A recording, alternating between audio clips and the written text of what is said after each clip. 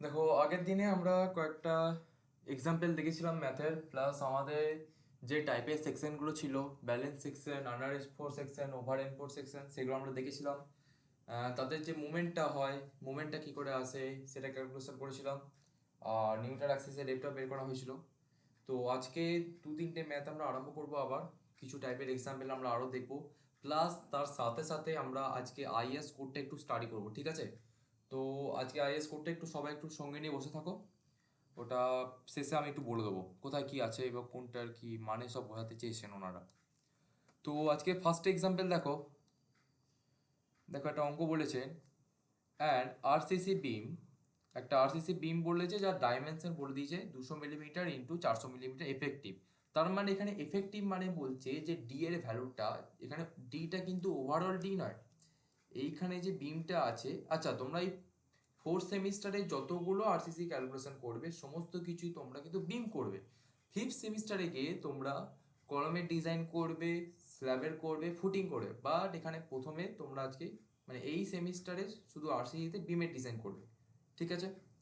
তো কি বলেছে, আমার এইখানটা বলে দিয়েছে বি, বলে দিয়েছে 200 মিলিমিটার, খুব ভালো কথা। আর 400 মিলিমিটার বলেছে এফেক্টিভ, মানে আমার যদি এখানে স্টিরাপ থাকে, দেখো 3/16 যেখানে স্টিরাপটা দিয়েছে, সেই স্টিরাপ বলছি যে মেন বার দিয়েছে, তার মধ্যে আমার যে এফেক্টিভ ডেপথ, যাকে আমরা DEFF দ্বারা ডিনোট করি, সেইটা কত বলেছে না, সেইটা বলেছে আমার 400 মিলিমিটার। কারণ ব্যাকেটে এফেক্টিভ বলে দিয়েছে, is reinforce with 360 millimetre diameter বার, মানে আমার তিনটে মেন বার থাকবে যাদের ডায়ামিটার কত 16 করে, ঠিক আছে?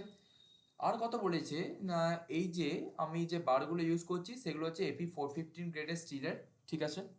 Find the ultimate uniform distributed load, মানে আমাকে এইখান থেকে আমার যে লোডটা কত, যে ইউনিফর্ম ডিস্ট্রিবিউটেড লোড, তার মানে এই যে বিমটার ওপরে ইউনিফর্মলি ডিস্ট্রিবিউটেড লোড পড়ছে, সেই লোডের ভ্যালু আমাকে বের করতে বলেছে।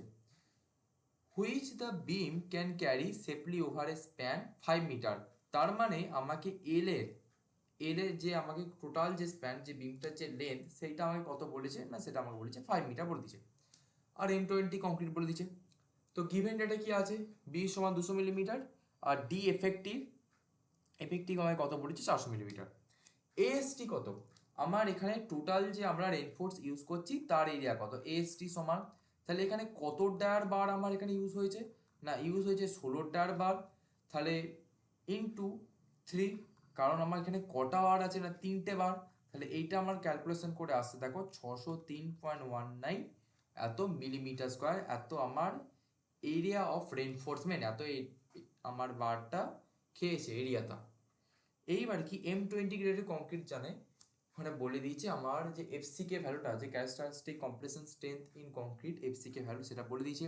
এফআই কত 415, কারণ আমার গ্রেড অফ ইল স্ট্রেন্থ কত, ইল স্ট্রেন্থ এফআই হচ্ছে 415। আর এল, এল আমার এই যে বিমটা কতটা লম্বা, এই যে এল, সেইটা হচ্ছে আমার 5 মিটার বলে দিয়েছে। আর এই যে বিমের যে স্প্যানটা, ওর ওপর যে লোডটা আসে সেটা হচ্ছে ইউনিফর্মলি ডিস্ট্রিবিউটেড লোড, এইটুকু আমাকে গিভেন ডেটা বলেছে। ক্যালকুলেট করতে বলেছে আমাকে এই ডাব্লুটা, যে কতটা লোড ওর উপরে আমাকে আসছে, ঠিক আছে? তো চলো আমরা ক্যালকুলেট করা যাক। তো দেখো কি হয়েছে, প্রথমে আমাকে এটা ক্যালকুলেট করার জন্য এই যে ডাব্লুর মানটা একটু বলে নাও, শুনে নাও। এই যে ডাব্লুর মানটা আমাকে ক্যালকুলেট করার জন্য আলটিমেটলি যখন ইউনিফর্মলি ডিস্ট্রিবিউটেড লোড আসে, তখন আমার যে ফর্মুলাটা ছিল এম সমান W into L square divided by 8, যেটা তোমরা থার্ড সেমিস্টারে পড়ে এসছো। তো এইখান থেকে আমি এল এর মান জানি, এল এর মানটা আমি এখান থেকে জানি, কিন্তু আমাকে দেখো এম এর মানটা, মোমেন্ট অফ রেজিস্ট্যান্সটা কিন্তু আমাকে বের করতে হবে। ওই মোমেন্ট অফ রেজিস্ট্যান্স বের করে আমাকে কিন্তু ওই যে ডাব্লুর ভ্যালু ওটা বের করতে হবে।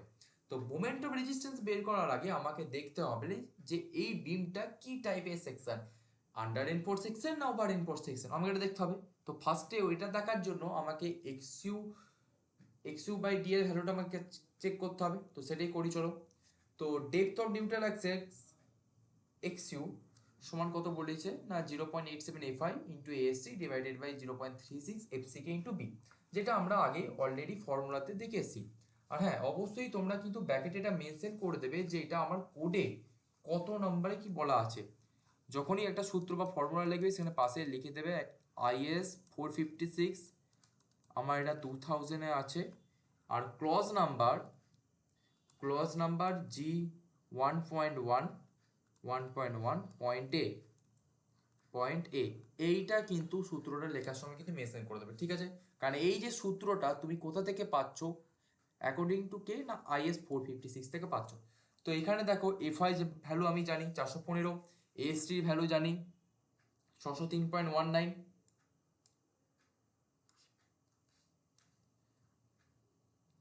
আর এফসি ভ্যালু কত 20, আর বি এর ভ্যালু যেন 200। তো এই পুরো টার্মটা ক্যালকুলেট করে আমার এক্স এর ভ্যালু আসে 151.2 মিলিমিটার। এইটা হচ্ছে আমার এক্স এর ভ্যালু। কিন্তু এবার আমার চাই এক্স ম্যাক্স, আমার ম্যাক্সিমাম এক্স এর লিমিট ভ্যালুটা কত আসে। তার মানে কি আমার এই যে নিউট্রাল অ্যাক্সিস যেটা আছে, এটা ধরো নিউট্রাল অ্যাক্সিস, তার মানে কি টপ ফাইবার থেকে এই যে আমার সেন্টার পর্যন্ত এর যে ম্যাক্সিমাম ডিস্টেন্সটা এক্স ম্যাক্স, এইটা আমার ভ্যালুটা চাই।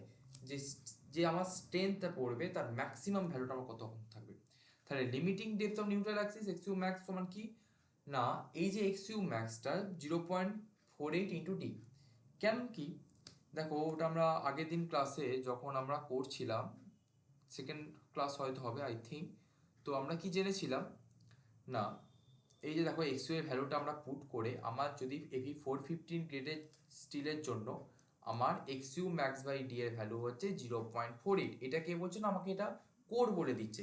তাহলে আমি এইখান থেকে কি করতে পারি না, এক্স ম্যাক্স বাই ডি সমান 0.48, কার জন্য না এভি 415 এর জন্য। তাহলে আমার এক্স ম্যাক্স কত না, x max is equal to 0.48 into D. দেখো সেটা এখানে বসিয়েছে, ডি এর ভ্যালু কত 400, এখানে ডিটা কিন্তু এফেক্টিভ ডেপথ, হ্যাঁ অবশ্যই ডি ই এফ এফ করবে, তাহলে এটা আমি উল্লেখ করে দিয়েছি এই যে ডিটা ডেপথটা সেটা হচ্ছে এফেক্টিভ ডেপথ, কারণ যেহেতু আমাকে এটা কোশ্চেনে বলে দিয়েছে এফেক্টিভ বলে। আর যদি আমাকে কোশ্চেনে যদি বলা না থাকতো এফেক্টিভটা যদি আমাকে কোশ্চেনে দেওয়া যদি না থাকে, তাহলে আমাকে বুঝতে হবে এই যে 400 মিলিমিটারটা এটা কিন্তু ওভারঅল ডেপথ বলেছে। এই যে 400 মিলিমিটার যেটা আছে বিমটা, এটা ধরো উইথটা আমাকে বলে দিয়েছে 200 মিলিমিটার, আর যদি এফেক্টিভ ডেপথ যদি বলে না থাকে তাহলে overall depth D equals to 400 millimetre. তখন আমাকে এই এফেক্টিভ ডেপথটা কিন্তু আমাকে তখন ক্যালকুলেট করতে হতো, ঠিক আছে? তাহলে যেহেতু এখানে এফেক্টিভ ডেপথ বলে দিয়েছে তাহলে আমার কোনো ঝামেলা নেই। তাহলে ওইখান থেকে ক্যালকুলেট করে আমার এক্স এর মান এসছে 192 মিলিমিটার। তাহলে এখান থেকে দেখো এক্স এর ভ্যালু এসছে 151.2 মিলিমিটার, এক্স ম্যাক্স এর ভ্যালু এসছে 192 মিলিমিটার। তাহলে এক্ষেত্রে আমার কোনটা বড় হয়েছে না, অবভিয়াসলি এক্স ম্যাক্স এর ভ্যালুটা বেশি। আর যদি এক্স ম্যাক্স বেশি হয় এক্স এর থেকে, তাহলে এই সেকশনটা কি সেকশন না, এটা হচ্ছে আন্ডার এনফোর সেকশন। আর আন্ডার এনফোর সেকশনে আমার কোনটাকে ফেলায় না, আন্ডার এনফোর সেকশনে স্টিল তার ম্যাক্সিমাম স্ট্রেনে পৌঁছায় কংক্রিটের থেকে। তাহলে স্টিলটা আমার আগে ফেল করবে। তাহলে স্টিল যদি আগে ফেল করে, আমার যে মোমেন্টের যে ফর্মুলাটা আমরা দেবো সেটা কিন্তু স্টিলের পুট করবো। তাহলে আমার স্টিলের মুভমেন্টের জন্য যে ফর্মুলাটা ছিল স্টিলের ক্ষেত্রে সেটা হচ্ছে 0.87 এফআই ইন্টু এএসটি ব্যাকেটে D minus 0.42 into x u. এইটা আমার ছিল স্টিলের ক্ষেত্রে ফর্মুলা। কিন্তু ব্র্যাকেটে তোমাকে আবার এক্ষেত্রে সেম আমাকে ক্রসটা উল্লেখ করে দিতে হবে যে IS 456 থেকে আমি এটা নিচ্ছি, IS 456 2000। ক্লজ নাম্বার কত না, এখানে ক্লজ নাম্বার হচ্ছে জি 1.1 পয়েন্ট, এখানে হচ্ছে পয়েন্ট সি, পেজ নাম্বার হচ্ছে 96। এটা কিন্তু বারবার তোমাদের উল্লেখ করে দিতে হবে, ঠিক আছে? তাহলে কিন্তু 1 নাম্বার করে কেটে নেয় স্যাররা। তাহলে এইখান থেকে আমি এফআই ভ্যালু জানি, এএসটি ভ্যালু ক্যালকুলেট হয়ে গেছে, ডি জানি, এখানে ডিটা কিন্তু এফেক্টিভ ডেপথ। আর এখানে এক্স এর মান কত না, এই যে এক্স এর মান তোমরা দেখতে পাচ্ছ এই যে 151.2 মিলিমিটার এসছে, সেটা আমি এখানে পুরো পয়েন্ট বসিয়ে দিলাম। তাহলে মুভমেন্ট কত এলো, movement of resistance 73.28 kilo newton into metre, ঠিক আছে? এইটা আমার এলো। এই ক্ষেত্রে যে এই ক্ষেত্রে আমার তোমরা দেখতে পাচ্ছ এটা অ্যাকচুয়ালি এখানে দেখো এফসি কে বলতেছি 20 নিউটন, এফআই বলেছি 415 নিউটন পার মিলিমিটার স্কোয়ার। এইটা কিন্তু আমার এমইউ যে ভ্যালুটা এখান থেকে আমার আলটিমেটলি এসে 73.18 Newton millimetre into 10⁶ Newton millimetre. ওটাকে যদি কিলো নিউটন মিটারে আনতে যাই তাহলে কত দিয়ে ভাগ করতে হবে না, 10⁶ দিয়ে ভাগ করতে হবে। কেন না, নিউটন থেকে কিলো নিউটনে আসতে গেলে আমাকে 1000 দিয়ে মাল্টিপ্লাই করতে হয়। আর মিটার থেকে যদি আমি মিলিমিটারে যেতে চাই তাহলেও আমাকে 1000 দিয়ে মাল্টিপ্লাই করতে হয়। তাহলে এই ক্ষেত্রে আমার কত আছে, এই ক্ষেত্রে তোমরা দেখতে পাচ্ছ নিউটন ইন্টু মিলিমিটার। ঠিক আছে, তাহলে নিউটন মিলিমিটার থেকে যদি আমি কিলো নিউটন ইন্টু মিটারে যেতে চাই, তাহলে আমাকে কত দিয়ে গুণ করতে হবে, না 10⁶ দিয়ে গুণ করতে হবে।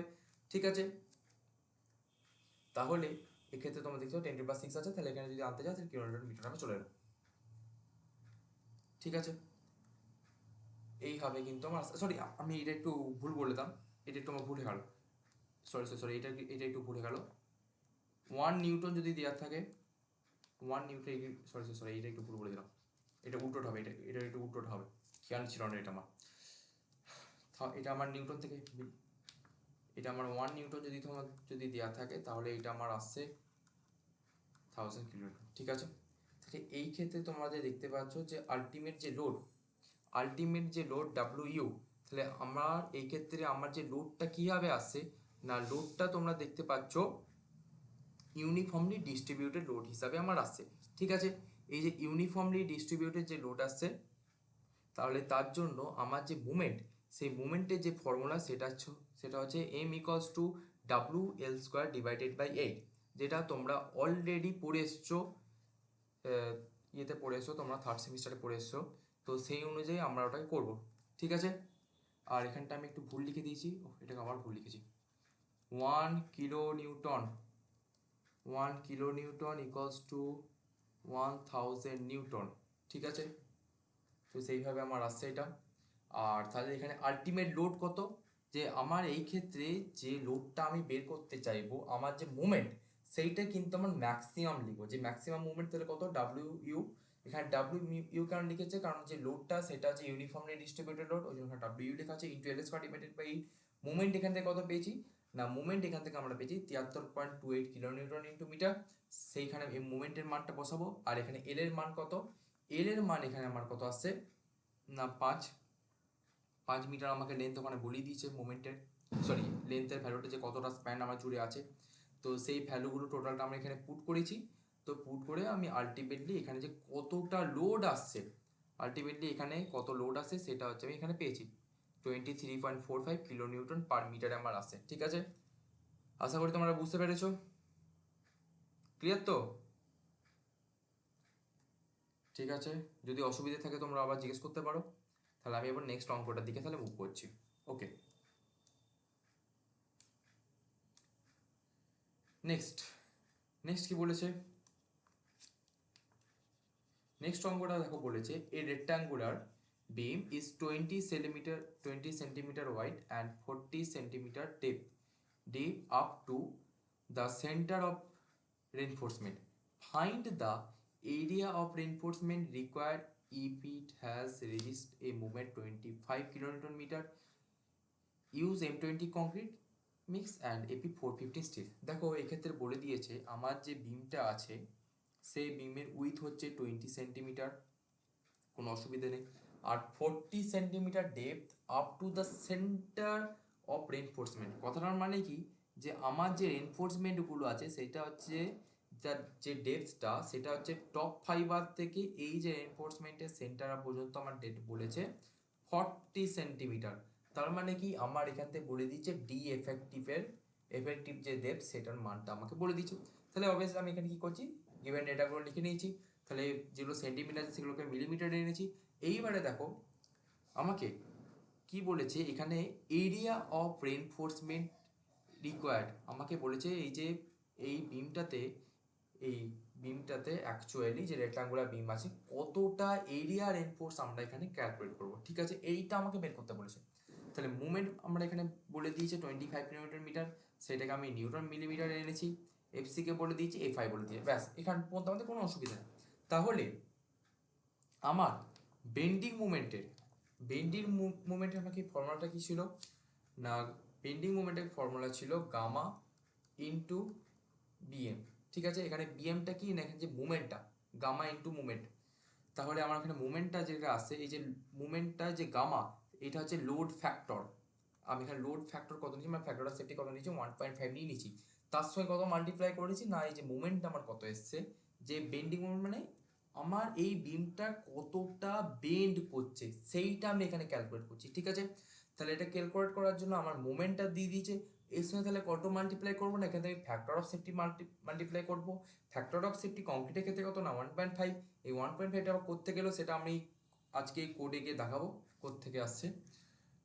তাহলে এখানে কত আছে 25 কিলোনিউটন আছে, সেম ভ্যালুগুলো পুট করে এখানে মাল্টিপ্লাই করেছি, দেখো আমার বেন্ডিং মুভমেন্ট এসে 37.5 ইন্টু 10⁶ নিউটন মিলিমিটার। এবার আমার ফ্যাক্টর অফ বেন্ডিং মুভমেন্ট, আমার যে এই যে মুভমেন্ট বেন্ডিং মুভমেন্টটা এলো সেইটা হচ্ছে আমার মোমেন্ট অফ রেজিস্ট্যান্সের সঙ্গে কিন্তু ইকুয়াল, ঠিক আছে।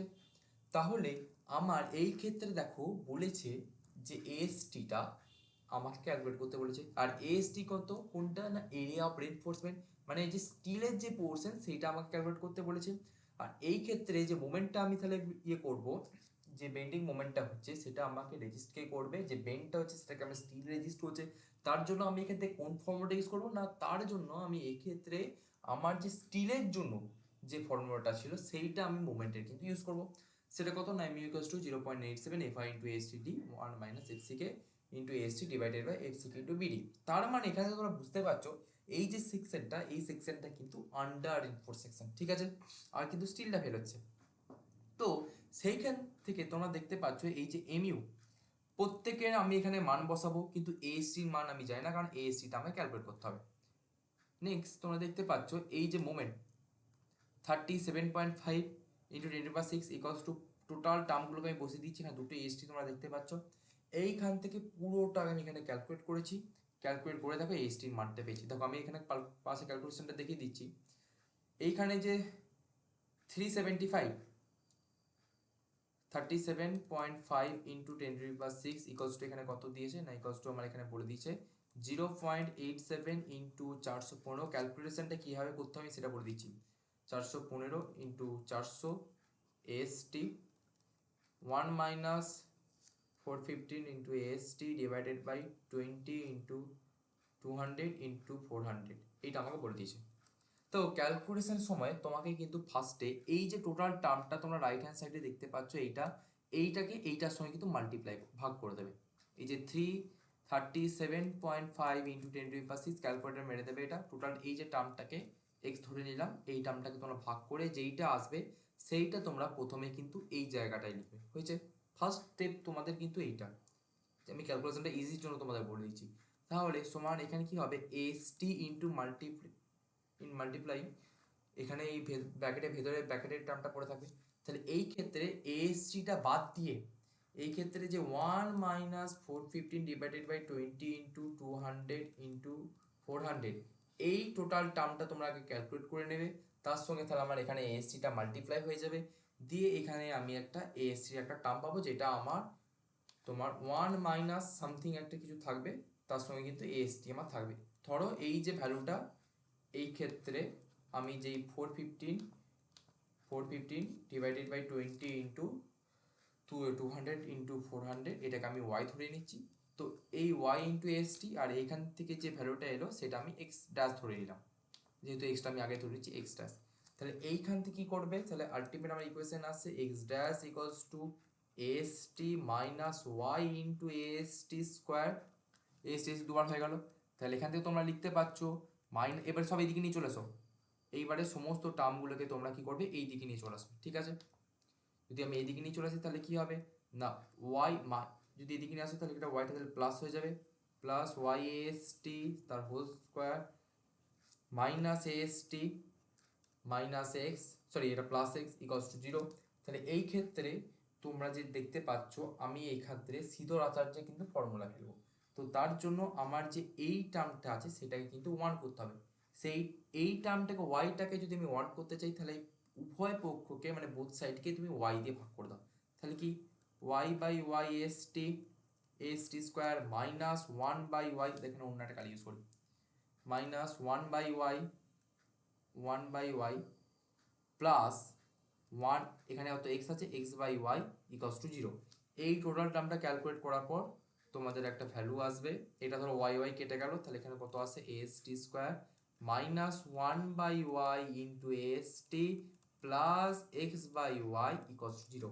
এইখান থেকে তোমরা কি অ্যাপ্লাই করবে না, এখান থেকে তোমরা দেখো সিদ্ধার্থাচার্যের যে ফর্মুলা সেটা আমরা অ্যাপ্লাই করেছি। সিদ্ধার্থাচার্যের ফর্মুলাটা কি, যদি আমার ইকুয়েশন থাকে ধরো x square plus bx plus c, যদি সিদ্ধার্থের ফর্মুলা যদি এখানে পুট ফেলতে যাই তাহলে সেটা আমার ফর্মুলা হচ্ছে plus minus B square root over এখানে কত আমার আসছে, এখানে কত A square minus four AC, sorry B square minus four AC into two A. এটা হচ্ছে আমার সিদ্ধার্থের যে ফর্মুলা, সেটি কিন্তু তোমরা করে নেবে ফর্মুলাটা কিন্তু ফেলে। তাহলে এখান থেকে তোমার সিদ্ধার্থের ফর্মুলা পুট করে দেখো তোমার দুটো ভ্যালু আসবে, হয়তো একটা কাছাকাছি খুব নিয়ারেস্ট একটা ভ্যালু 280 এখানে এসছে, আর একটা ভ্যালু 1000 সামথিং দিয়ে একটা থাকবে। কিন্তু আমি এক্ষেত্রে এএসটিটা কিন্তু অত কিন্তু এখানে প্লাস মাইনাস মাইনাস হবে, এখান থেকে কিন্তু আমার যে এএসটি সেখান থেকে আমি অত প্রোভাইড করব না। যেই ভ্যালুটা আমার এক্ষেত্রে মিনিমাম এসে সেই ভ্যালুটা নিয়ে আমি কাজ করব। সেই যখন আমার এএসটিটা বেরিয়ে এলো সেইখান থেকে আমি চেক করব কি এটা depth of neutral Axis. Depth of neutral Axis আমরা এখান থেকে বেরিয়ে চলে এলো, এই যে এএসটিটা যত এলো ফাইনাল অ্যান্সার আমরা এখানে চলে এলো, যে আমার এখানে এএসটিটা কত এখানে বের করতে বলেছে, অ্যান্সার চলে এলো। এইবার নেক্সট আমি চেক করছি যে এই সেকশনটা কি সেকশন।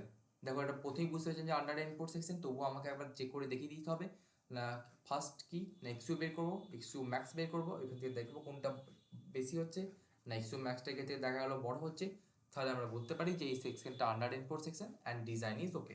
কারণ আমরা কখনোই একটা ডিজাইনিং এর সময় ওভার ইনফোর্স সেকশন ইউজ করবো না, কারণ যখন সেকশনটা ওভার ইনফোর্স হবে আমার যে ফেলিওর হবে, যদি যখন ফল করবে সেকশনটা ওটা সাডেন ফল করবে।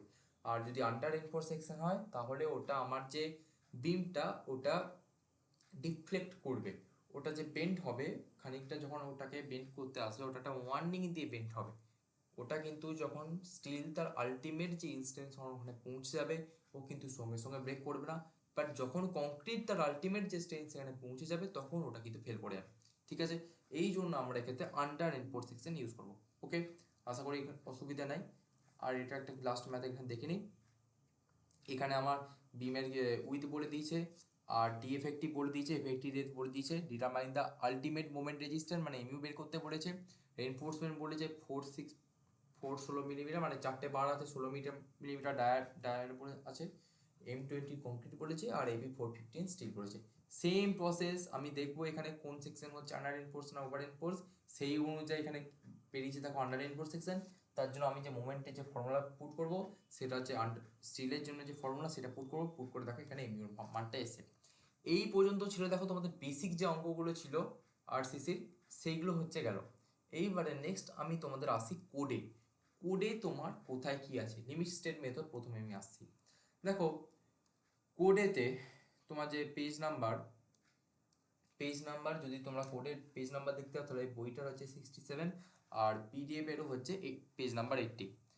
দেখো আমরা যে লিমিট স্টেট মেথড করছিলাম তার যে জেনারেল টার্মটা কিছুটা দেখো, আমার যে লিমিট স্টেট তোমরা বলতে কি বোঝো, এই যে লিমিট স্টেট এটার মানে কি বলছে না, এই যে লিমিট স্টেট যে সার্ভিসেবিলিটি যে রিকোয়ারমেন্ট আমার যে এখন আগে তো ইউজ করা হতো যে ওয়ার্কিং স্টেট মেথড, এখন যে আসছে আমরা লিমিট স্টেট মেথড ইউজ করছি। কারণ কি না এই যে লিমিট স্টেট মেথডে আমরা তোমরা দেখতে পাচ্ছ যে রিকোয়ারমেন্টগুলো আছে, যে ডিফ্লেকশন আসছে আমার যে বিমটার একটা তার ডিফ্লেকশন আসছে আফটার রোডিংয়ের পর, সেই আমরা যদি আন্ডার ইনফোর্স প্রোভাইড করি তাহলে সেখানে কি একটা ওয়ার্নিং দিয়ে বেন্ড করবে, প্লাস এখানে আমার কংক্রিট যতক্ষণ না পর্যন্ত তার আলটিমেট স্টেনে পৌঁছাচ্ছে ততক্ষণ পর্যন্ত কিন্তু ক্র্যাক আসবে না। ঠিক আছে, নেক্সট যদি তোমরা যাও আমার যে মেন যেটা আসা সেটা হচ্ছে লিমিট স্টেট কোলাপস। আর এখানে আরেকটা দেখো, the aim of design is to achieve acceptable probabilities that the structure will not become uniform for the use of for which it is intended। এটা হচ্ছে আমার লিমিট স্টেটে কেন আমরা করব।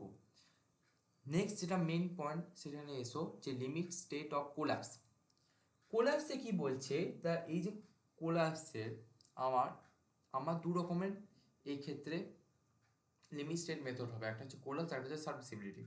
কোলাপসে কি বলছে, the limit states of collapse of the structure or part of the structure could be assessed from rupture of one or more critical section. কি বলছে আমার যে সেকশনটা আছে যদি এখানে আমার লোড আসে, তাহলে কি এখানে আমার ডিফরমেশন আসবে, ওই সেকশনটার মধ্যে এটা আমার বেন্ড হবে। বেন্ড হওয়ার ফলে কি এখানে আমি একটা সেকশন ধরি কি আলটিমেট একে বেশি ধরি সেকশন যদি এখানে ধরতে চাই, তাহলে এই যে সেকশনটা যে ফল করবে একটা রাপচারে ফল করবে, আমার এই সেকশনটার মধ্যে রাপচার হবে এবং ক্র্যাক হবে, তার মধ্যে কিন্তু ফেল হবে। আবার কি বলেছে, rupture of the wall or more critical section and from bulking due to elastic or plastic instability। এই যে বিমটা ধরো আছে, আমার যে রডগুলো প্রোভাইড করছি তার যে বার্কিং এবং তার যে ইলাস্টিক প্রপার্টিটা, সেইটা কি ওভার টার্নিং হবে আমার, কি না ওই যে ইলাস্টিক প্রপার্টিটার জন্য আমার বিমটা কিন্তু আলটিমেটলি কিন্তু ধরে আছে, যখন ওটা ফল হবে বা তার আলটিমেট স্টেনে কিন্তু পৌঁছে যাবে। ঠিক আছে, এবার এই লিমিট স্টেট কোলাপসের মধ্যে এটা কি কি আমাকে রেজিস্ট করছে, resist to bending and shear torsion and axial load at every section shall not be less than approximate value at that section produce the probable most unforgivable combination। কি বলছে না দেখো, এই যে আমার আলটিমেট যে লোডটা আসছে, দেখো এই যে আমি এখানে পিকচারটা একটু দেখাচ্ছি, একটু দেখে নাও।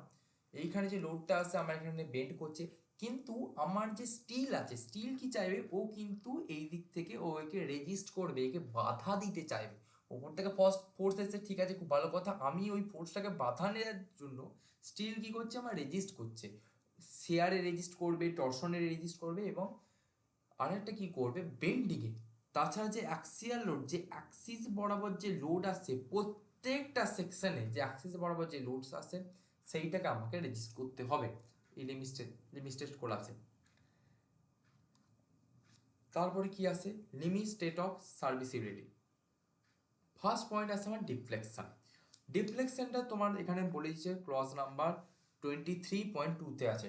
দেখো ক্লজ নাম্বার 23.2, আই থিঙ্ক ওটা বইটার 37 নাম্বার পেজে হবে। তো ঠিক আছে, সেখানে আমার যা যাক 37 নাম্বার পেজ, পিডিএফ এর ওখানে আসছে আমার, পিডিএফ এর ওটা আসছে সেখানে 34, 35, 36, 37। ঠিক আছে, আমার ক্লজ নাম্বার বলেছিল 23.2, কন্ট্রোল অফ ডিফ্লেকশন। না কি বলেছে না, ডিফ্লেকশনের এখানে কি দেখো কিছু ক্রাইটেরিয়া আমার এখানে ফলো করতে হবে। The deflection of A structure or part there shall not absolutely affecting the appearance or efficiency of the structure or finishes partition। এইখানে যে রিফ্লেকশনটা আমার কখনোই ওই যে স্ট্রাকচারের যে অ্যাপিয়ারেন্স বা যে এফিসিয়েন্সি ওর দ্বারা কিন্তু প্রভাবিত হবে না। The deflection shall generally be limited for following, এই দুটো পয়েন্টের উপর আমার থাকবে। কি বলেছে, the final deflection due to all load, deflection মানে এই যে বেন্ড হচ্ছে আমার যে স্টিলটার, এই যে final, the final deflection due to all loads including the effects of temperature, creep and shrinkage and measured from the ascus level of the support of floors, roofs all over the horizontal member should not normally exceed span divided by 250। কি বলেছে, আমার যে ডিফ্লেকশনটা, আমার যে ধরো factors আছে, দেখো temperature, creep, shrinkage, সব ফ্যাক্টর আছে। আমার যে বিমটার ভেতরে যে দেখো রড আছে, আমি যে বারগুলো প্রোভাইড করছি, এইগুলো তো নানান ফ্যাক্টরের কাছে, এটা টেম্পারেচার হলে এটা বেড়ে যাবে, অতি ঠান্ডার জন্য একটা কম্প্রেশন হবে। তো আমাকে কোড বলে দিচ্ছে যাতে আমার ডিফ্লেকশন হয়, যদি বেশি হয়, যদি বেড়ে যায় টেম্পারেচারের জন্য, তাহলে কিন্তু অবশ্যই এটা আমার ডিফর্ম করবে। তো কোড বলে দিচ্ছে আমাকে এই যে স্প্যানের যে লেন্থ, সেইটা কখনোই, এই যে ধরো আমি এল ধরি, এল ডিভাইডেড বাই 250 এর বেশি কিন্তু হবে না। আমাকে এই যে স্প্যানটা should not normally exceed span by 250। ঠিক আছে, এটা আমাকে ফার্স্ট পয়েন্ট বলে দিচ্ছে। সেকেন্ড পয়েন্ট আমাকে কি বলছে না দেখো, না সেকেন্ড পয়েন্ট বলেছে the deflection including the effects of temperature, creep, sinkage occurring after election and application of finishes should not normally exceed span by 350 or 20 millimeter whichever is less। কি বলেছে দেখো, সেকেন্ড পয়েন্ট কি বলেছে না, আমার যে সিঙ্কেজ আর যে কোরোশনের জন্য আছে, আমার এই ক্ষেত্রে আমার যে স্প্যানটা সেইটা কিন্তু এল বাই 350-র মধ্যে কিন্তু এক্সিট করবে না। এই দুটো যে ভ্যালু তোমরা দেখলে, এই দুটো ভ্যালুর মধ্যে এই যে 1 নাম্বার ভ্যালু, 2 নাম্বার ভ্যালু, এই দুটো ভ্যালু আমি চেক করব। ধরো সামথিং এসে, এটা ভ্যালু এসছে এক্স, এটা ভ্যালু এসছে আমার ওয়াই, এই এক্স ওয়াই মধ্যে যেটা আমার স্মল, যেটা আমার স্মলার ভ্যালু, সেইটাকেই আমি নিয়ে কাজ করবো, মানে যেই ভ্যালুটা আমার মিনিমাম সেই ভ্যালুটাকে নিয়ে কিন্তু আমি কাজ করবো, ঠিক আছে। আর একটা দেখে নাও, the vertical reflection limits may generally assumed satisfy provided that span to depth ratios are not greater than the values objected as below. কি বলেছে, first basic value span to effective depth ratios for span up to 10 meter, আমার যে স্প্যানটা থাকবে তার effective depth নিয়ে up to 10 meter হবে। Cantilever বিমের জন্য আমার 7, সিম্পলি সাপোর্টের জন্য 20, কন্টিনিউয়াস বিমের জন্য হচ্ছে আমার 26 মিটার, এর বেশি কিন্তু হবে না, ঠিক আছে। এইটুকু তোমাদের আছে বেসিক্যালি, যেটা তোমার রিফ্লেকশনের জন্য লাগবে। তো চলো আমরা মেন আবার পার্টে চলে যাই। কত নম্বর পেজ ছিল আমার? 18, যেখান থেকে আমরা পড়ছিলাম। তো আমার ডিফ্লেকশনটা হয়ে গেল। নেক্সট হচ্ছে ক্র্যাকিং, যে কংক্রিটের মধ্যে যে ক্র্যাকটা আমার দেখা যাবে। Cracking of concrete should not absolutely affected the appearance of durability of the structure. ক্র্যাকিংটা কখনই আমার অ্যাপিয়ারেন্স আর ডিউরেবিলিটি দ্বারা আমার ওখানে অ্যাফেক্টেড করবে না। আর কি বলেছে না, বলেছে limits of cracking would vary with the type of structure and environment. আমার যে কংক্রিটের মধ্যে যে ক্র্যাকটা আসবে, আমার কি টাইপের স্ট্রাকচার এবং ওই যে স্ট্রাকচারটা কোন এনভায়রনমেন্টে আছে, ওটা আমার খুব গরম এলাকায় আছে না খুব ঠান্ডা জায়গায় আছে, কোন এলাকায় আছে বা কোন এনভায়রনমেন্ট অনুযায়ী আছে, সেই অনুযায়ী কিন্তু আমার কংক্রিটে ক্র্যাক করবে, ঠিক আছে। আর কি বলেছে, where specific attention is required to limit the design crack with a particular value। একটা পার্টিকুলার ক্র্যাকের, একটা ক্র্যাকের জন্য একটা পার্টিকুলার আমার ভ্যালু থাকে, সেই ভ্যালুটা আমার যে ক্র্যাকের জন্য আমার কিন্তু যে ফর্মুলা আছে, সেই ফর্মুলা থেকে কিন্তু আমাদের ওটা ক্যালকুলেট করতে হয়। তো সেই ফর্মুলাটা আমরা কোথায় পাবো না, সেই ফর্মুলাটা আমরা পাবো অ্যানেক্স এফ এতে। সেই ফর্মুলাটা আমরা পাবো অ্যানেক্স এফ এতে, ঠিক আছে, বলিয়ে দিচ্ছি। অ্যানেক্স এফ থেকে আমরা পাবো অ্যানেক্স জি থেকে আমরা কি পেয়েছিলাম না, অ্যানেক্স জি থেকে আমরা মোমেন্টের সমস্ত কিছু ফর্মুলা পেয়েছিলাম। অ্যানেক্স এফ থেকে আমরা কি পাবো না, অ্যানেক্স এফ থেকে আমার যে ক্র্যাকের যে ফর্মুলা সেটা পাবো। তো চলো একবার অ্যানেক্স এফে আমাদের যা যা, ওটা সম্ভবত আই থিঙ্ক 95 নাম্বার পেজে থাকে, তাহলে যদি 95 হয় তাহলে পিডিএফ এর ওটা, ওটা আমার আছে 105 আই থিঙ্ক। এটা অ্যানেক্স ই এলো, অ্যানেক্স ই, অ্যানেক্স ই এসছে, দাঁড়াও অ্যানেক্স এফ, এই যে অ্যানেক্স এফ। অ্যানেক্স এফ কি বলেছে না, ক্যালকুলেশন অফ ক্র্যাক উইথ, আমার যে ক্র্যাকগুলো দিয়েছে, একটা ধরো কংক্রিট আছে, যে এই যে ক্র্যাকটা ধরো দিয়েছে, এই যে ক্র্যাকের উইথটা কত সেটা আমার ক্যালকুলেট করতে হবে। না এই উইথটা ক্যালকুলেট করার জন্য তার ফর্মুলা হচ্ছে W C equals to 3 alpha C into epsilon M divided by 1 plus 2 into alpha C R minus C B divided by H minus X. যেইখানে আলফা সি আর কি বলছে না, distance from the point consider to the surfer to the surface of the nearest longitudinal bar. C min কি বলছে না, minimum cover to the longitudinal bar. Epsilon M বলেছে average still strain at the level considered. H বলেছে overall depth of the member, and X বলেছে depth of neutral axis. এইটা হচ্ছে আমার ফর্মুলাটা, হ্যাঁ। এই ফর্মুলা দিয়ে তোমাদের ক্র্যাকের কতটা উইথ সেটা আমাদের বের করতে বলে না, কিন্তু ফর্মুলাটা কোথা থেকে আসছে না আসছে সেইটা আমি তোমাদের দেখিয়ে দিলাম। আচ্ছা, যদি কারো কোথাও কিছু বুঝতে অসুবিধা থাকে মাইকটা অন করে জিজ্ঞেস করতে পারো, ঠিক আছে, কোনো অসুবিধা নাই। নেক্সট হচ্ছে আমরা যাচ্ছি, এটা হচ্ছে ক্র্যাকের ক্ষেত্রে গেল। ক্র্যাকের ক্ষেত্রে কত, একটা পয়েন্ট তোমরা এখানে মনে রাখবে, the surface with of the crack should not in general exceed 0.3 millimetre. আমার যে ক্র্যাকের যে উইথটা সেটা কিন্তু 0.3 মিলিমিটারের থেকে কিন্তু বেরোবে না, মানে এক্সিট করবে না, ওর বেশি হবে না। আদার লিমিট সেটস কি আছে না, structure design for unusual or special function shall comply with any relevant additional limited considered appropriate to the structure others, নানান যে সমস্ত আনইউজুয়াল ফ্যাক্টরস আছে এবং যে লোড কম্বিনেশন আসবে সেরকম অনুযায়ী হবে। এইবারে তোমরা এসো characteristic and design values and partial safety factors. তো ক্যারেক্টারিস্টিক স্ট্রেন মেটেরিয়াল কি, এবার দেখা যাক কোনখান থেকে কি আসছে না। দেখো, the term characteristic strain means the value of the strength of the material below which not more than 5% of the test result are expected to fall। যেটা আমরা এফসি কে যে ভ্যালুটা আমরা পড়েছিলাম ওখানে গ্রেড অফ কংক্রিটের ক্ষেত্রে, না ধরো আমার ধরো 100 কিউবের আমরা একটা মোল্ড তৈরি করেছি 150 বাই 150 বাই 150, ওর যে স্টেনটা হবে তার যে 95% যে টেস্ট রেজাল্ট হবে ওই কিন্তু ওগুলো কিন্তু আমার ফেল বা ফল করবে না, যে আমার লোড কন্ডিশন যেটা আমার থাকবে, ঠিক আছে। 5% অফ স্টেট রেজাল্ট। আর কি বলেছে, you need the relevant Indian standard specification for enforced steel are modified to including concrete of characteristic strength. The characteristic strength values shall be assumed as the minimum yield strength divided by 0.2%. আমার যে ইন্ডিয়ার according to code অনুসারে কি বলছে না, যে characteristic strength value আছে কংক্রিটের ক্ষেত্রে ওইটা আমার যে ইল্ড স্ট্রেংথ থাকবে কংক্রিটের তার থেকে ডিভাইডেড বাই 0.2, ওর থেকে কিন্তু বেশি হবে না, বা আমি ওটা ধরে নেবো। এইবার আসে ক্যারেক্টারিস্টিক লোড। ক্যারেক্টারিস্টিক লোড মানে আমার যে সমস্ত লোড এসছে, যেমন ধরো dead load, live load, impose load, সেই লোডগুলো কোথায় কোন কোন কোডে এবং কত নাম্বার পার্টে আছে সেটা কিন্তু বলে দিয়েছে। যদি তোমাকে ধরো কোশ্চেন দিয়েছে এমসিকিউতে যে ডেড লোড আমরা কোন কোড থেকে জানতে পারি, তোমরা নিঃসন্দেহে বলবে IS 875 পার্ট 1।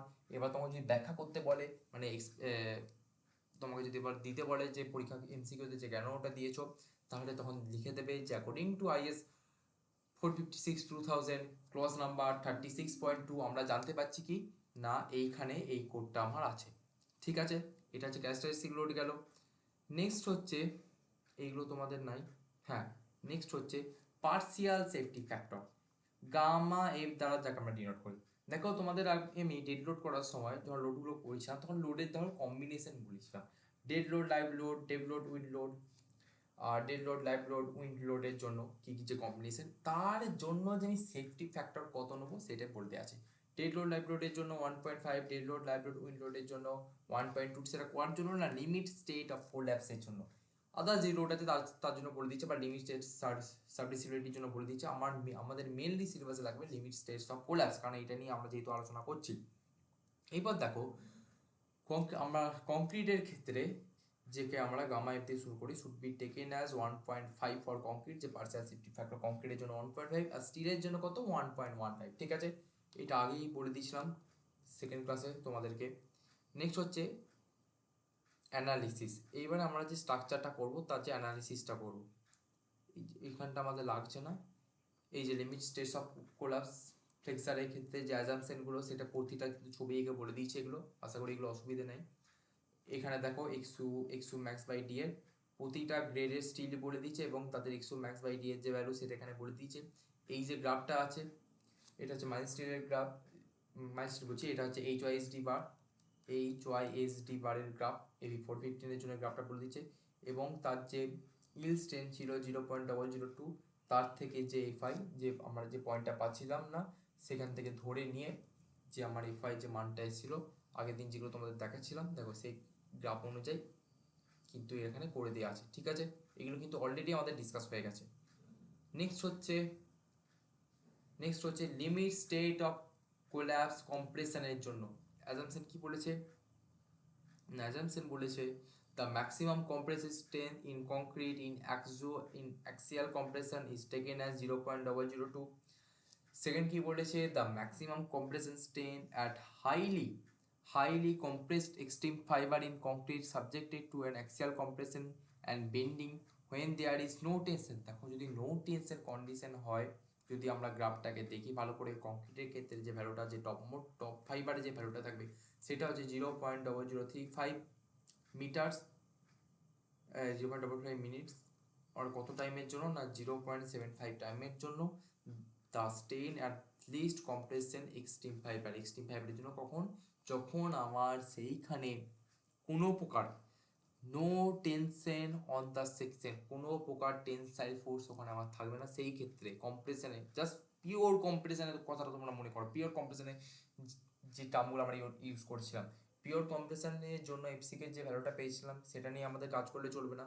এই যে তোমরা দেখতে পাচ্ছ এই যে এফসিকে ভ্যালুটা, এইটা কিন্তু পিওর কম্প্রেশনের গ্রাফ, কিন্তু আমরা এই পিওর কম্প্রেশন নিয়ে কিন্তু কাজ করব না। আমরা কি কাজ করব না, এই এফসিকেটার 67% স্ট্রেন কনসিডার করে নিয়ে আমরা একটা গ্রাফ ভ্যালু পেয়েছিলাম, যে ভ্যালুটা পেয়েছিলাম তাকে আমরা ফ্যাক্টর অফ সেফটি দিয়ে মাল্টিপ্লাই করে যে আলটিমেট যে ভ্যালুটা পেয়েছি 0.42 এফসিকে বাই এক্সইউ যেটা আমরা পেয়েছিলাম সেইটাই হচ্ছে আমাদের ডিজাইন স্ট্রেন্থ। আলটিমেটলি যে ডিজাইন স্ট্রেন্থ পেয়েছিলাম সেটা দিয়ে কিন্তু আমরা কাজ করি, ঠিক আছে। এইগুলো আপাতত যেগুলো আমরা বলেছিলাম আজকে পর্যন্ত যতগুলো আর কি খাতায় বলে এসেছি সেগুলো কোডেতে কোথায় কোনটা আছে সেটা কিন্তু বলে দিলাম, ঠিক আছে। তো আজকের ক্লাস আমি এখানেই রাখছি। তো যদি কারো কোথাও অসুবিধে থাকে তো তোমরা এক্ষুনি আমাকে জিজ্ঞেস করতে পারো, ওকে। যদি কারো কোথাও অসুবিধা থাকে তাহলে এক্ষুনি মাইক অন করে কিন্তু জিজ্ঞেস করো।